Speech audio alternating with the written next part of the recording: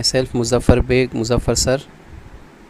जैसे कि हम लोग ने मराठी का शाल चैप्टर हम लोग ने स्टार्ट किया था, और ये जो शाल चैप्टर है वो हम लोगों ने आधे से ज़्यादा पढ़ा था। आई होप उतना चैप्टर आपको समझ में आया होगा अच्छे से। तो जैसे कि मैंने आप लोगों को लास्ट टाइम बताया था कि हाफ़ चैप्टर हम लोगों ने इसलिए बीच में छोड़कर कंटिन्यू करने वाले थे, बिकॉज़ कैसा एक साथ पूरा पढ़ेंगे ना चैप्टर, कुछ कुछ चैप्टर ऐसे हैं मराठी के जो एक साथ पूरा पढ़ेंगे ना तो इतने इजीली आपको समझ में नहीं आएगा। तो आज हम लोग इंशाल्लाह वो चैप्टर को पूरा कंप्लीट कर लेंगे। तो जो लेसन की जो कंटिन्यूटी है उसको हम लोग देखेंगे। तो एक छोटा सा पहला एक रिव्यू देना चाहता हूँ मैं चैप्टर को लेकर। राग जाधव का चैप्टर है शाल। एक छोटी सी चीज़ को उन्होंने इतने अच्छे से डिफ़ाइन किया, इतने अच्छे से समझाया। तो शाल जैसे हमको पता है कि एक कपड़ा है, लेकिन राइटर ने उसको लेकर एक पूरा चैप्टर लिखा। उसने शाल और शालीनता को आपस में जोड़ा।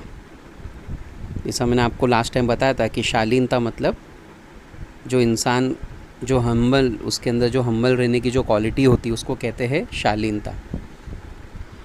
तो हमने देखा था कि जब राइटर पुल देशपांडे को मिलने गए थे कुछ काम से, तो वहाँ पर उनकी वाइफ़ ने राइटर को रुकाया जाते वक्त और कहा कि अगर मैं आपको शॉल दूँ तो चलेगा क्या। तो राइटर के लिए एक बहुत बड़ी बात थी कि इतने बड़े इंसान से उनको शॉल मिल रहा है।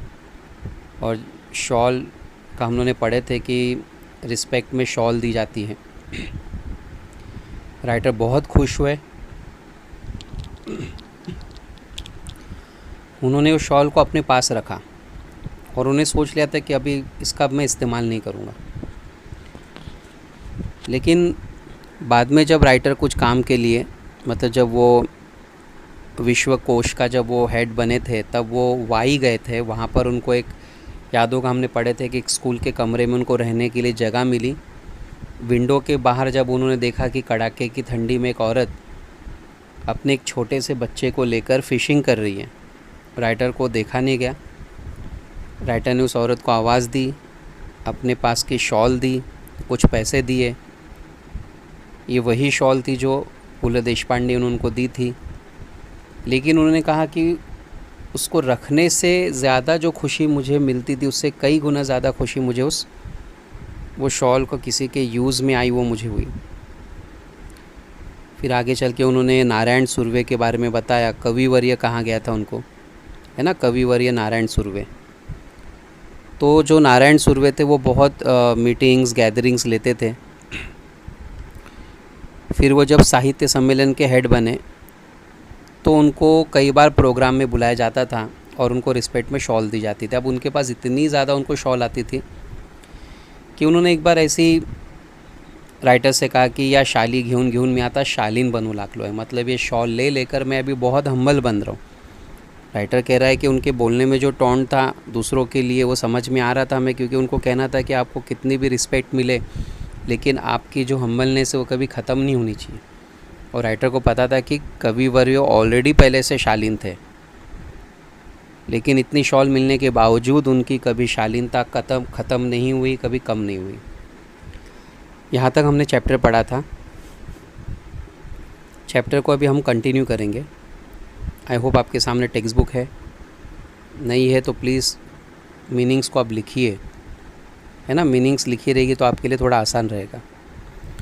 चलिए नेक्स्ट हम इसका एक्सप्लेनेशन देखते आगे। तो राइटर जो आगे है वो यहाँ पे कह रहा है कि मी कविवर्यांना म्हटले, शालीमुळे शालीनता येत असेल। राइटर ने कविवर्य नारायण सुर्वे से कहा, शालीमुळे शालीनता येत असेल, अगर शॉल की वजह से अगर शालीनता आती है तर मी कर्ज बाजारी होईन। तर मतलब अगर, है ना, तो तर मी कर्जबाजारी होईन. कर्जबाजारी होने का मतलब क्या होता है कि बहुत सारा कर्जा लेना, है ना, बहुत सारा कर्जा लेना. तो रायटर यहाँ पे क्या बोल रहा है कि शालीमुळे शालीनता येत असेल तर मी कर्जबाजारी होईल, मैं बहुत सारा कर्जा ले लूँगा. भीकेला लागेन मतलब मैं भीख मांगने लग जाऊँगा. पण शेकडो शाली खरीदी करून बहुत सारी शॉल मैं परचेस करूँगा. शेकडो मतलब लॉट्स ऑफ, बहुत सारी. शाली खरीदी करून मतलब परचेस करना, खरीदना. सर्वांना एक एक शाल लगेचच देऊन देईल और सबको मैं एक एक शाल दे दूँगा. मतलब देखो यहाँ पे राइटर को क्या कहना है, आपको समझ में आ रहा होगा. राइटर क्या कह रहा है कि शॉल के वजह से अगर इंसान हम्बल बनता है ना तो बहुत अच्छी बात है. तो मैं क्या करूँगा, पूरे लोगों को मैं के अंदर ये क्वालिटी लेकर आ जाऊँगा. कैसे लाऊँगा, मैं बहुत सारी शॉल खरीद लूँगा, सबको एक एक शॉल दे दूँगा. तो सबको जब शॉल मिलेंगी तो सब हम्बल हो जाएंगे. उसके लिए मैं कर्ज़ा ले लूँगा, उसके लिए मैं भीख मांगने लगूँगा. तो इसका मतलब क्या है कि शॉल के वजह से इंसान के अंदर हम्बलनेस नहीं आती. ये उसकी क्वालिटी होती है और हर इंसान की अपनी अलग अलग क्वालिटी है.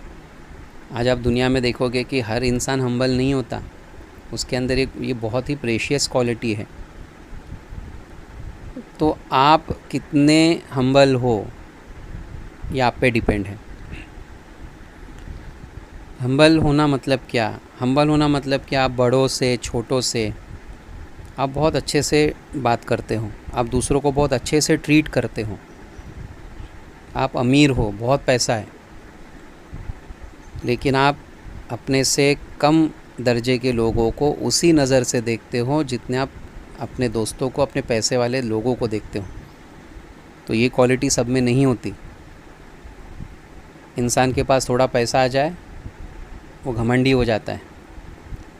मैंने कई लोगों को ऐसा देखा हूँ, कि मेरा एक्सपीरियंस भी रहा है कि जब आप ऐसे लोगों को मतलब मिलते हो तो क्या होता है कि वो लोग जो बहुत मतलब ज़्यादा अर्न कर रहे हैं, बहुत ज़्यादा कमा रहे हैं, लेकिन जब ये लोग अपने से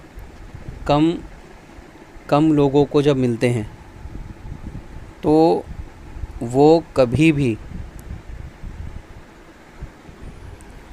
जी मैं आपको बता रहा था कि जैसे, तो ये लोग क्या करते हैं कि जो अपने से कम लोग होते हैं ना उनको अच्छे से ट्रीट नहीं करते. जैसा बता रहा था कि आपको भी एक्सपीरियंस हुआ होगा, मुझे भी कई बार एक्सपीरियंस हुआ है. तो ये लोग क्या करते हैं कि अपने लेवल के लोगों को रिस्पेक्ट देंगे और अपने से जो कम लोग हैं उनकी तरफ ध्यान भी नहीं देते हैं. चलिए, उनका वो पॉइंट ऑफ व्यू है, उनका वो नज़रिया है. ऐसा नज़रिया इंसान का नहीं होना चाहिए. ये चैप्टर में यही बताया गया है कि आपको शालीन होना चाहिए, आपको बहुत हम्बल होना चाहिए. बहुत प्रेशियस क्वालिटी हर किसी को मिलने भी नहीं वाली है. अगर हमारे पास वो क्वालिटी तो हम बहुत लकी हैं. तो राइटर ने कहा कि मैं सबको शॉल बांट सकता हूँ, सबको शॉल दे दूँगा अगर ऐसा है तो. यावर तो शालीन कवी मनापासून हंसला. अब ये सुनकर वो जो शालीन कवि था, शालीन कवि किसको कहा गया है, नारायण सुर्वे को, मनापासून हंसला. उन्होंने बहुत ही, बोलते ना, वो दिल से मतलब वो हंसने लगे. मतलब उनको बहुत अच्छी बात लगी राइटर की. उनको पता था कि राइटर ने भी बहुत बड़ी बात बोला है कि शॉल से जो है ना शालीनता नहीं आती, वो क्वालिटी है. नेक्स्ट लाइन देखते हैं हम लोग, नेक्स्ट पैराग्राफ की. शालीमुळे शालीनता येते की जाते. अब राइटर के सामने क्वेश्चन आया कि शालीमुळे, बिकॉज ऑफ शॉल, शालीनता येते, मतलब जो क्वालिटी है शालीनता की वो आती है की जाती है. या प्रश्नाचे माझे उत्तर जाते असे आहे. राइटर कह रहा है कि इसका अगर आंसर मुझे कोई पूछेगा तो इसका आंसर मैं दूंगा जाती है. मतलब शॉल लेते रहो आप तो जो शालीनता है ना वो रहेगी नहीं, आपकी ख़त्म हो जाएगी. मतलब क्या, आपकी क्वालिटी ख़त्म हो जाएगी, आपके अंदर घमंड आ जाएगा. क्योंकि ऑब्वियस ना, आपको इतने बड़े प्रोग्राम में बुलाया जा रहा है, आप किसी स्टेज पे चले जाओ, एक बार आपको डर लगेगा, दूसरी बार जाओ, तीसरी बार जाओ, आपको रिस्पेक्ट दी जाएगी, धीरे धीरे आपके अंदर एक प्राउड आने लगेगा। तो राइटर कहता है कि भाई ये शॉल लेते लेते शालीनता ख़त्म हो जाती इंसान की। सन्मान करण्याच्या रूपाने, सन्मान, रिस्पेक्ट करण्याच्या रूपाने आपण खरे तर एक शालीन जग, एक शालीन जग मतलब ये जो एक दुनिया है जिसके अंदर हम्बलनेस है, गमाऊन बसण्याचा धोका है। तो ऐसी दुनिया को खो देने का बहुत बड़ा रिस्क है। धोखा मतलब रिस्क, यानी रिस्पेक्ट लेते लेते आप अपनी शालीनता खो दोगे, बहुत बड़ा धोखा है ये। तो ये बहुत बड़ी बात भी होती है कि आपको इज़्ज़त दी जा रही है, आपको बुलाया जा रहा है। देखो कितनी बड़ी बात बोल रहा राइटर कि इज़्ज़त ले, जब आपको ऐसे रिस्पेक्ट मिलेगी ना तो धीरे धीरे आपकी जो शालीनता है ना वो ख़त्म हो जाएगी। बहुत बड़ा धोखा है ये। तो ये बड़ा बनना, रिस्पेक्ट लोगों की मिलना, ये भी बहुत बड़ी बात है। इसे मेंटेन करना बहुत बड़ी बात है। अभी राइटर ने नेक्स्ट पैराग्राफ में अपना एक एक्सपीरियंस यहाँ पे और शेअर किया है। मी 2004 साली 2004 इस साल में मराठी साहित्य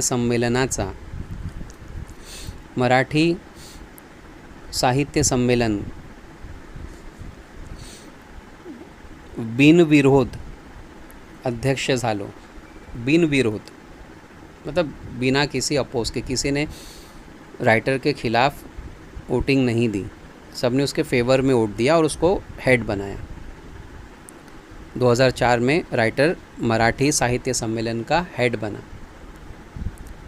तत्कालीन और रिसेंट 1-2 वर्षात माझ्यावर शालीचा वर्षाव झाला। देखो राइटर के साथ भी वही हुआ, वही शुरू हुआ जो कविवर्य नारायण सुर्वे के साथ होता था।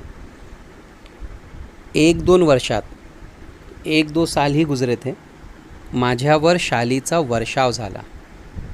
शालीचा वर्षाव मतलब पहले भी बता चुका हूँ कि शॉल की बारिश होना, मतलब बहुत ज़्यादा उसको शॉल मिलने लगे। तो तत्कालीन है ना, उसी टाइम में 1-2 साल ही गुजरे थे तो उसके ऊपर बहुत सारी शॉल उसको मिलने लगी। पहले राइटर को एक शॉल मिली थी नारायण सुर्वे से, वो बहुत ही खुश हो गया था। अब तो उसको शॉल पे शॉल मिलती जा रही है क्योंकि वो उस डिपार्टमेंट का हेड बना था। एवढ्या शाली जमत गेल्या, इतनी ज़्यादा शॉल जमा होती गई की माझ्या 8x6 खोलीत, 8x6 8x6 खोलीत, रूम में, छोटे से कमरे में त्यांना ठेवणे शक्य नव्हते। मतलब अब राइटर का जो कमरा था वो बहुत छोटा था, उस कमरे में इतनी ज़्यादा शॉल रखना राइटर के लिए अब इम्पॉसिबल हो गया। कमरा छोटा था, शॉल बहुत आने लगी, अब उसको रखना इम्पॉसिबल हो गया। मग मी सगळ्या शालीचे गाठोडे बांधून, गोठोड़े मतलब जैसा हम लोग नॉर्मली हमारे कपबोर्ड में देखो बहुत कम होता है कि हम लोग अच्छे से कपड़ों को तय करके रखते हैं, लेकिन नॉर्मली मैं देखता हूँ कि ज़्यादातर घर में ओढ़नी का, कपड़े का एक बहुत बड़ा गठोड़ा होता है, उसमें अंदर कपड़े डाल के उसको बांध के रख देते हैं। तो राइटर क्या हो रहा है कि सगळ्या शालीचे गाठोडे बांधून ते निकटवर्ती मित्राकडे ठेवले। निकटवर्ती मित्र मतलब क्लोज फ्रेंड, मीनिंग्स पे ध्यान दीजिएगा आप लोग। तो राइटर ने उसका एक गठोड़ा बांधा, बंडल बनाया, है ना। गाठोड़े का मतलब, गठोड़े का आप लोग मतलब लिख सकते हो बंडल। तो राइटर ने उसका एक बंडल बनाया और एक अपने क्लोज फ्रेंड के पास रख दिया क्योंकि उसके पास घर में जगह नहीं थी।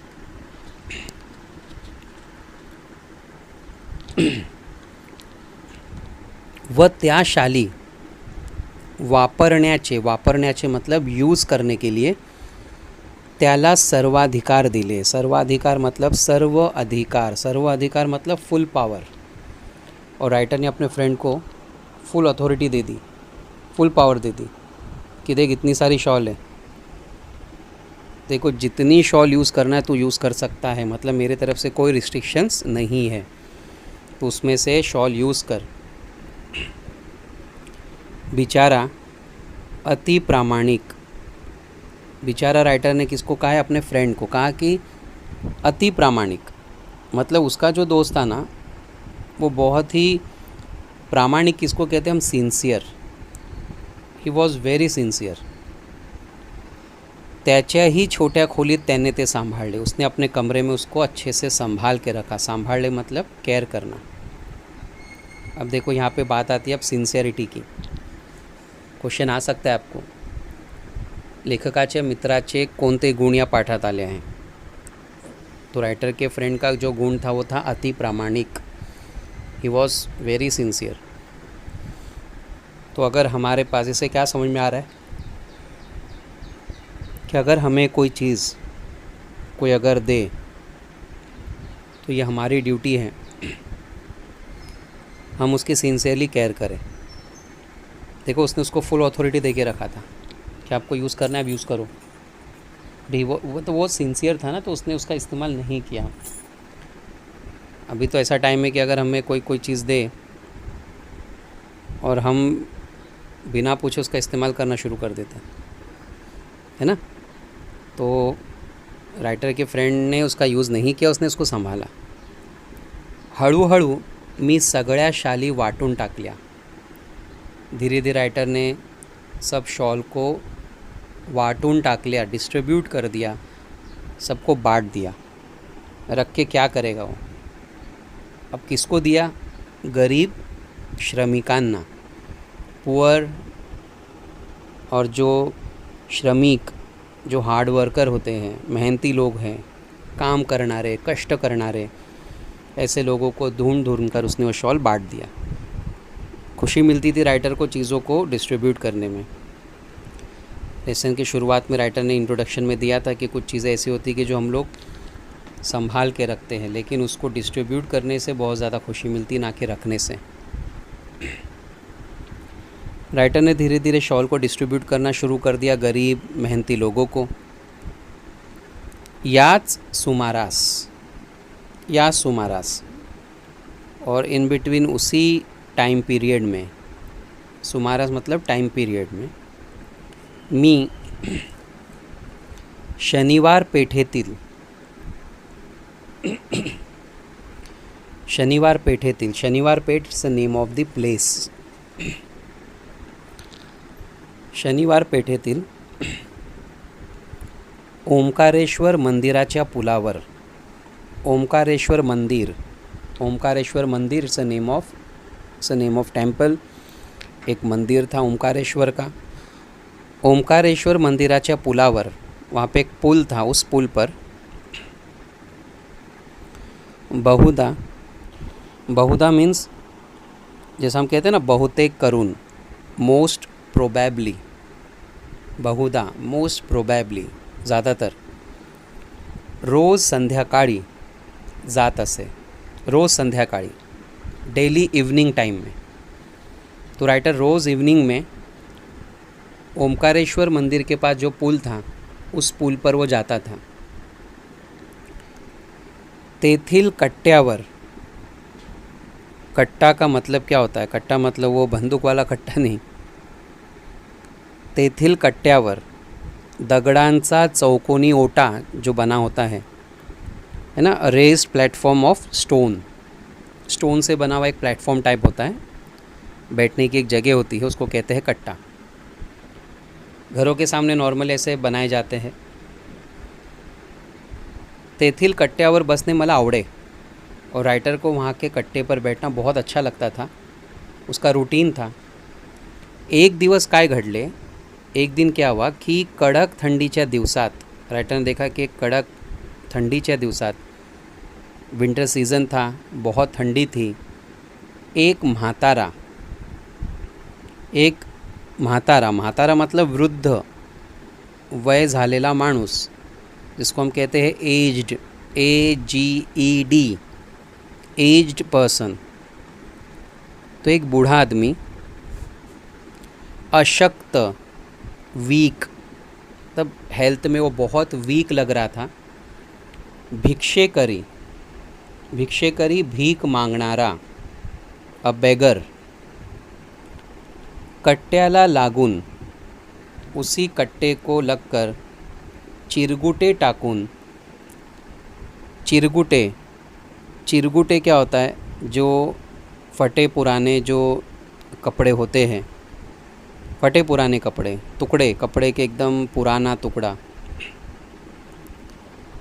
वह पांघरुण, पांघरुण का मतलब होता है अपने आप को कवर करना, यानी जैसा कि हम लोग सोते हैं ना, तो हम लोग जो हमारा जो ब्लैंकेट होता है ना, वो ब्लैंकेट को हम अपने ऊपर कवर करते हैं। चिरगुटे, फटे पुराने कपड़े को अपने आंग पे कवर करके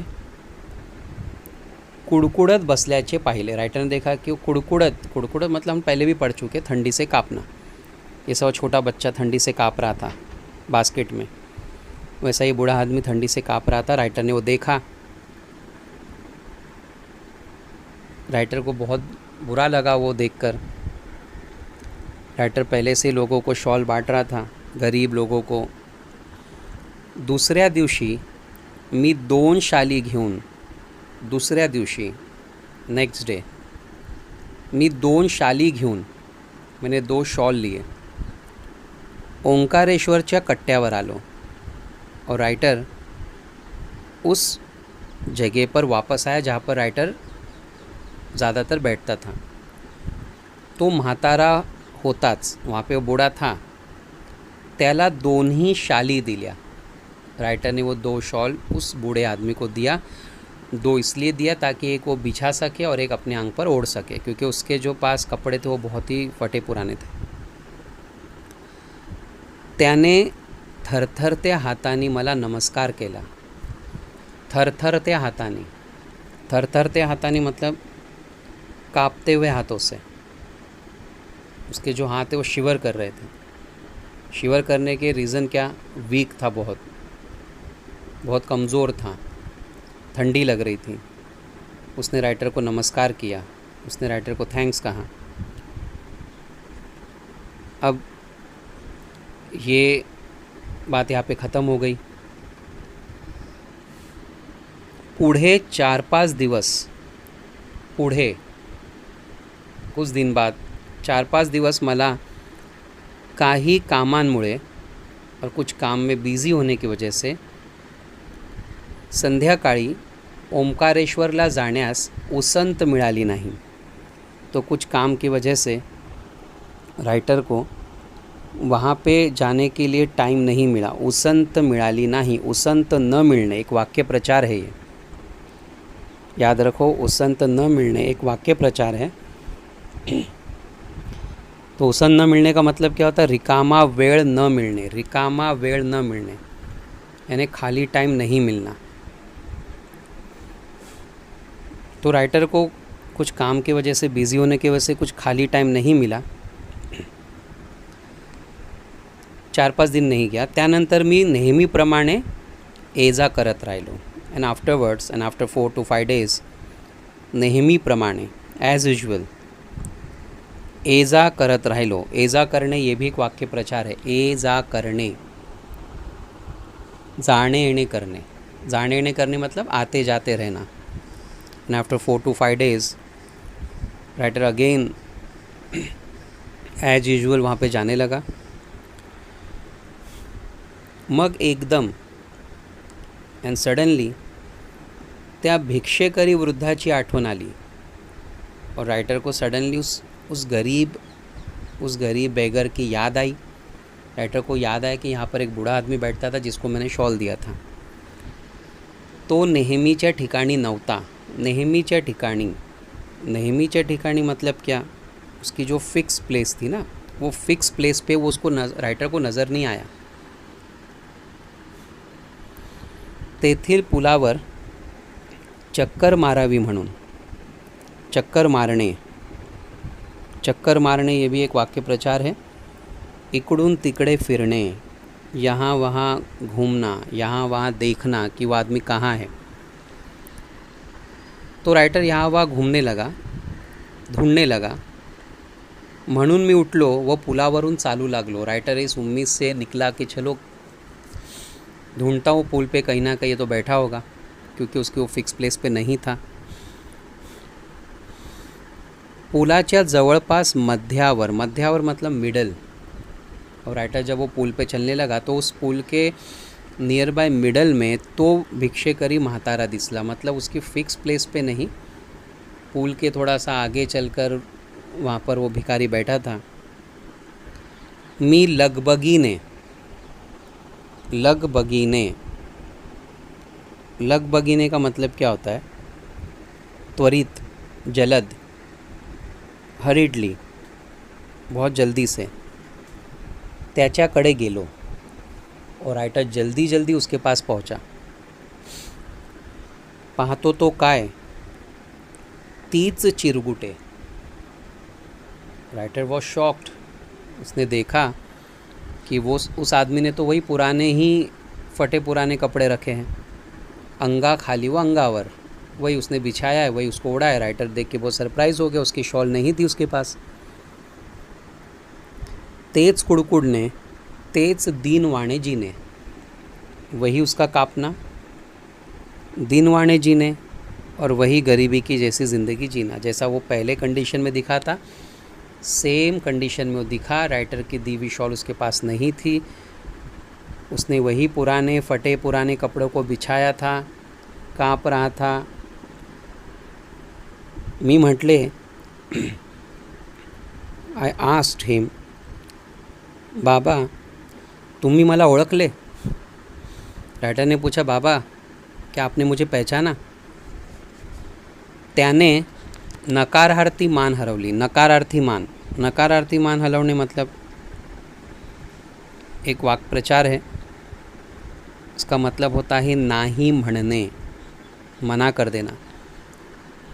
राइटर को उसने पहचानने के लिए मना कर दिया।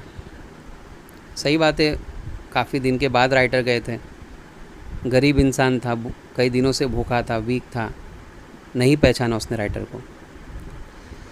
मग मी म्हटले, राइटर ने याद दिलाया, बाबा 5-6 वर्षापूर्वी, याद करो 5 से 6 दिन पहले, मी तुम्हाला 2 शाली दिल्या होत्या। मैंने आपको 2 शॉल दिए थे, आठवते? Can you remember? यावर म्हातारा खुल्ला, यावर म्हातारा खुल्ला मतलब वो खुश हो गया, बात करने लग गया। वो पुन्हा हाथ जोड़ून म्हणाला, फिर उसने हाथ जोड़ा और उसने बोला, हे भल्या माणसा, भल्या माणसा मतलब सज्जन, सज्जन माणूस, गुड नेचर पर्सन। उसने कहा कि आप बहुत जेंटलमैन हो, बहुत अच्छे इंसान हो। तू लई मोठा, तुम बहुत बड़े इंसान हो। बहुत बड़े इंसान मतलब हाइट में नहीं कि राइटर को लगे अरे बाप रे तुम बहुत हाइटेड हो, मतलब तुम बहुत भले इंसान हो, तुम बहुत बड़े इंसान हो। म्यांसी शाली दिल्या, म्यांसी मतलब मुझे, मला, शाली दिल्या आपने मुझे शॉल दी। पण बाबा म्या भिकाऱ्याला, लेकिन मुझ जैसे भिकारी को शाली कशा शोभतील, शाली कशा शोभतील, शोभतील मतलब ये शॉल इतनी अच्छी शॉल मेरे पे कैसे सूट होगी। अब उसका कहना क्या था कि ये शॉल अगर मैं ओढ़ूँ, ये शॉल अगर मैं बिछाऊँ तो ये चीज़ मेरे पर सूट नहीं करती। देखो उसको आगे क्या कहना था कि त्या शोभेपेक्षा, ये जो शोभा है, ये जो खूबसूरती है, पोटाची आग लई वाइट। उसने कहा कि शॉल की खूबसूरती से ज़्यादा जो है ना पोटाची आग, पोटाची आग मतलब भूख, जो भूख होती है ना वो बहुत बुरी होती है। लई वाइट बहुत बुरी।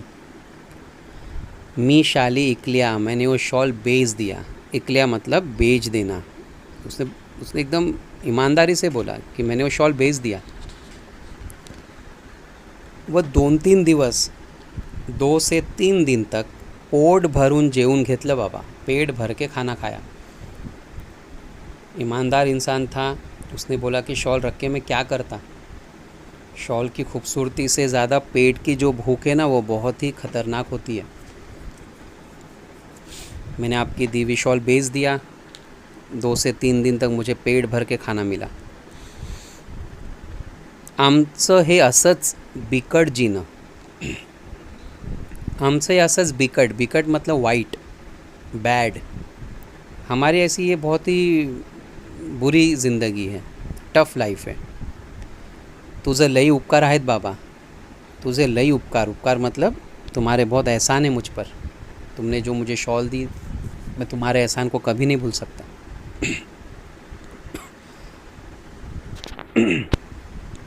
शालीची शोभा, शॉल की खूबसूरती, आणी ऊब, और उससे जो हमें गर्मी मिलती है, शॉल ओढ़ने से हमें गर्मी मिलती है। पोटाची आग आणि अन्नाची ऊब, पेट की गर्मी या पेट की भूख, जब पेट में भूख हो और अनाज मिले तो उसकी जो ऊब है, उसकी जो गर्मी है, इसको उसने कंपेयर किया। बहुत बड़ी स्टेटमेंट कहा कि उस मतलब राइटर सोच रहा है कि शालीची शोभ आणि ऊब, पोटाची आग आणि अन्नाची ऊब, बहुत फ़र्क है। यानी शॉल से हमें जो गर्मी मिलती है वो हमें ठंडी से बचाती है, लेकिन पेट की जो भूख होती है ना, वो सिर्फ अनाज ही पूरा कर सकता है। भूकेल्यास अन्न द्यावे, भूकेल्यास किसी भूखे इंसान को अन्न द्यावे, अन्न, फूड, खाना, अनाज, द्यावे, देना चाहिए।